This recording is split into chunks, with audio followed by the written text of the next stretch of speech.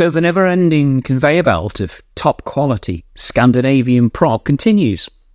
Let's take a look at the latest edition.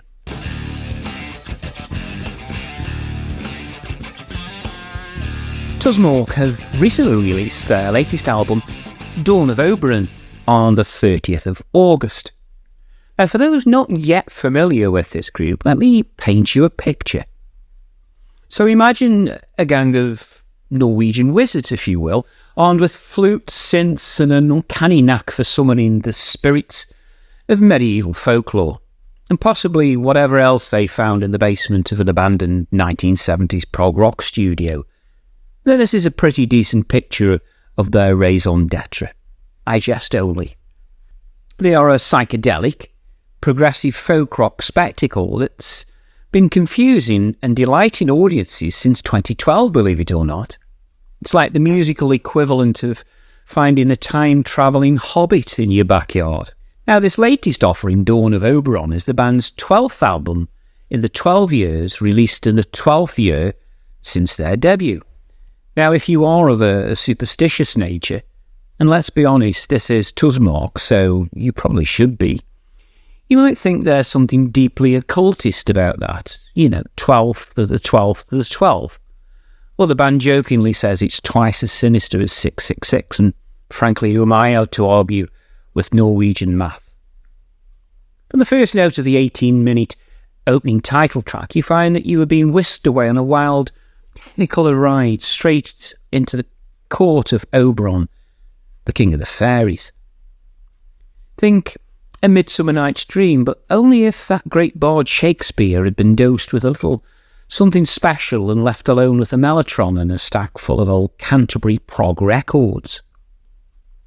Flutes flutter like mischievous sprites, synths swell and shimmer, and you can practically hear Oberon himself raising a goblet of something suspiciously glowing as the band wanders deeper into the realm of the fair folk.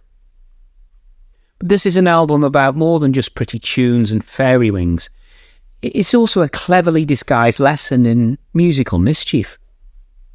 Take the second track, Born to be Mild, for instance. It's not every day that you hear a band have the sheer gall to reimagine that Steppenwolf timeless biker anthem, Born to be Wild, as a whimsical romp through the woods. But Tusmørke does it with a wink and a nod, turning the whole thing into a flute-heavy frolic that feels like a children's show theme on some very strange mushrooms. It's so absurdly delightful that you'll forget all about Harleys and start looking for the nearest unicorn instead. Then there's Dwarven Lord, a song that sounds really like it was ripped straight from Middle-earth. Imagine a band of hobbits getting lost in their way to a Renaissance fair, and you've got the right idea. Slow, stately and anthemic, it's a kind of track that makes you want to grab a pint of mead and shout out, "Fear not, Dwarven Lord, the fairies are friendly." Sort of. Midsummer Night's Dream, is where the album truly goes off the deep end, or maybe off the deep woods in this case. It's like Shakespeare on acid, or maybe acid on Shakespeare. Who can really tell?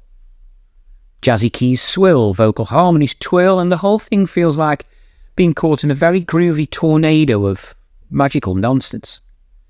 By the time you reach the instrumental Troll Mail, you're so deep in Tusmørke's fantastical vision that you half expect to look out of your window and see Oberon himself leading a parade of trolls and elves down your street. The track is pure, unadulterated 1970s prog wizardry, a mystical soundscape that feels like the soundtrack to a forgotten fantasy film from an alternative dimension where disco never died and everybody wears capes. But this is the amazing pull of Tusmørke's Dawn of Oberon. It's a gateway to a world that's delightfully strange, mischievously magical, and downright irresistible.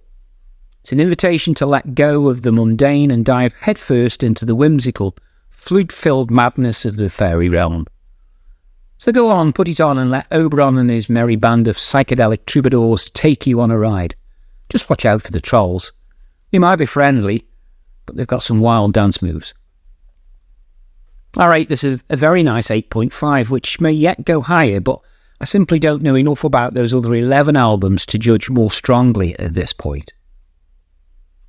So, let me know your thoughts on this one though. Like the video if you will, and share if you feel somebody else might enjoy this review. That subscribe button down there, and it's just tempting you to hit it. Go on, you know you want to. And I'll see you next time for more. But a huge thank you for watching this one.